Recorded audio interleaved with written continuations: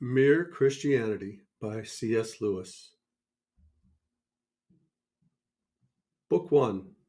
Right and Wrong as a Clue to the Meaning of the Universe. The Law of Human Nature. Everyone has heard people quarreling. Sometimes it sounds funny, sometimes it sounds merely unpleasant. But however it sounds, I believe we can learn something very important from listening to the kinds of things they say. They say things like this: "How'd you like it if anyone did the same to you?" "That's my seat. I was there first." "Leave him alone. He isn't doing you any harm." "Why should you shove in first?" "Give me a bit of your orange. I gave you a bit of mine." "Come on, you promised." People say things like that every day. Educated people as well as uneducated, and children as well as grown-ups. Now, what interests me about these remarks is that the man who makes them is not merely saying that the other man's behavior does not happen to please him.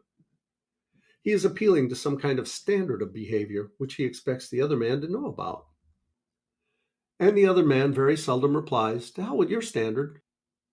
Nearly always, he tries to make out that what he has been doing does not really go against the standard, or that if it does, there's really some special excuse. He pretends there is some special reason in this particular case why the person who took the first seat first should not keep it, or that things were quite different when he was given the bit of orange, or that something is turned up which lets him off keeping his promise.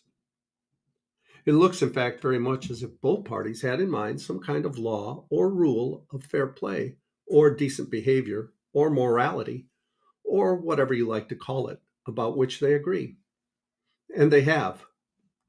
If they had not, they might, of course, fight like animals, but they could not quarrel in the human sense of the word. Quarreling means trying to show that the other man is in the wrong. And there would be no sense in trying to do that unless you and he had some sort of agreement as to what right and wrong are. Just as there would be no sense in saying that a footballer had committed a foul unless there was some agreement about the rules of football. Now, this law or rule about right and wrong used to be called the law of nature. Nowadays, when we talk of the laws of nature, we usually mean things like gravity or heredity or the laws of chemistry. But when the older thinkers called the law of right and wrong the law of nature, they really meant the law of human nature.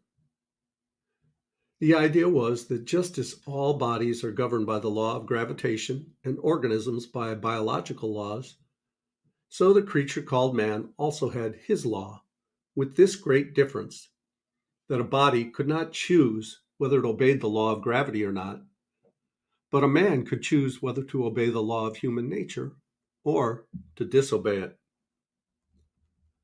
We may put this in another way. Each man is at every moment subjected to several sets of laws, but there is only one of these which he is free to disobey. As a body, he is subjected to gravitation and cannot disobey it. If you leave him unsupported in midair, he has no more choice about falling than a stone has. As an organism, he is subjected to various biological laws which he cannot disobey any more than an animal can. That is, he cannot disobey those laws which he shares with other things.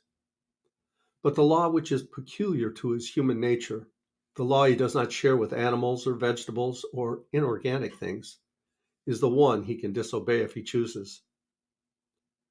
This law is called the law of nature because people thought that everyone knew it by nature and did not need to be taught it.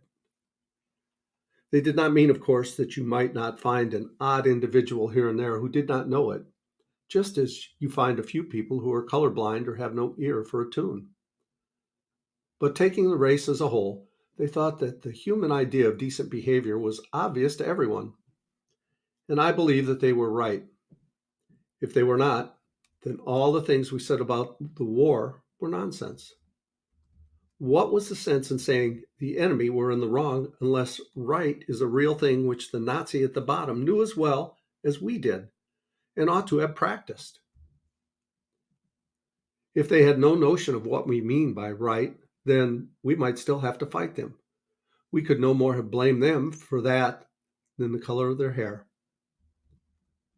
I know that some people say the idea of a law of nature or decent behavior known to all men is unsound because different civilizations and different ages have had quite different moralities. But this is not true. There have been differences between their moralities, but these have never amounted to anything like a total difference. If anyone will take the trouble to compare the moral teachings of, say, the ancient Egyptians, Babylonians, Hindus, Chinese, Greeks, and Romans, what will really strike him will be how very like they are to each other and to our own. Some of the evidence for this I've put together in the appendix of another book called The Abolition of Man. But for our present purpose, I need only ask the reader to think what a totally different morality would mean. Think of a country where people were admired for running away in battle, or where a man felt proud of double-crossing all the people who had been kindest to him. You might just as well try to imagine a country where 2 and 2 made 5. Men have differed as regards what people you ought to be unselfish to, whether it was only your own family, or your fellow countrymen, or everyone. But they have always agreed that you ought not to put yourself first. Selfishness has never been admired. Men have differed as to whether you should have 1 wife or 4. But they have always agreed that you must not simply have any woman you like. But the most remarkable thing is this. Whenever you find a man who says he does not believe in real right and wrong, you will find the same man going back on this a moment later. He will break his promise to you, but if you try breaking one to him, he will be complaining, "It's not fair," before you can say Jack Robinson. A nation may say treaties do not matter, but then the next minute they will spoil their case by saying that the particular treaty they want to break was an unfair one. But if treaties do not matter, and if there is no such thing as right and wrong, in other words, if there is no law of nature, what is the difference between a fair treaty and an unfair one? Have they not let the cat out of the bag and shown that, whatever they say, they really know the law of nature, just like anyone else? It seems then we are forced to believe in a real right and wrong. People may be sometimes mistaken about them, just as people sometimes get their sums wrong, but they are not a matter of mere taste and opinion any more than the multiplication table. Now, if we are agreed about that, I go on to my next point, which is this. None of us are really keeping the law of nature. If there are any exceptions among you, I apologize to them. They had much better read some other work, for nothing I'm going to say concerns them. And now turning to the ordinary human beings who are left. I hope you will not misunderstand what I'm going to say. I'm not preaching, and heaven knows I do not pretend to be any better than anyone else. I'm only trying to call attention to a fact. The fact that this year, or this month, or more likely this very day, we have failed to practice ourselves the kind of behavior we expect from other people. There may be all sorts of excuses for us. That time you were so unfair to the children was when you were very tired. That slightly shady business about the money, the one you've almost forgotten, came when you were very hard up. And what you promised to do for old so-and-so and have never done, well, you never would have promised if you had known how frightfully busy you were going to be. And as for your behavior to your wife or husband or sister or brother, if I knew how irritating they could be, I would not wonder at it. And who the dickens am I anyway? I'm just the same. That is to say, I do not succeed in keeping the law of nature very well. And the moment anyone tells me I'm not keeping it, there starts up in my mind a string of excuses as long as your arm. The question at the moment is not whether they are good excuses. The point is that they are one more proof of how deeply, whether we like it or not, we believe in the law of nature.